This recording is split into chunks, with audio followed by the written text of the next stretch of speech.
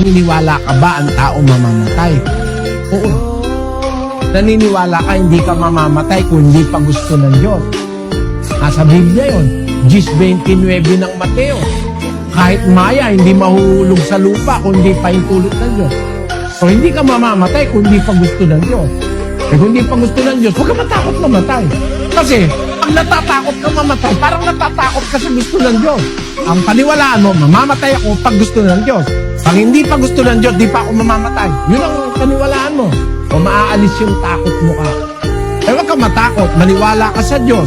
Ba't mo po problemahin eh, mamamatay ka lang pag gusto na ng Diyos? Kung hindi naman gusto ng Diyos, di ka pa naman mamamatay.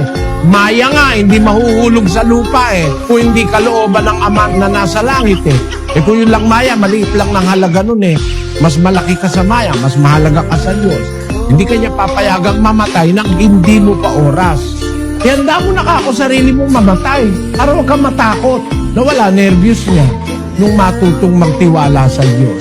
Pero kung meron kang Diyos sa buhay, makakalapit ka sa Diyos eh. Sa panahon ng pangangailangan ng sabi ni San Pablo sa Hebreo 4,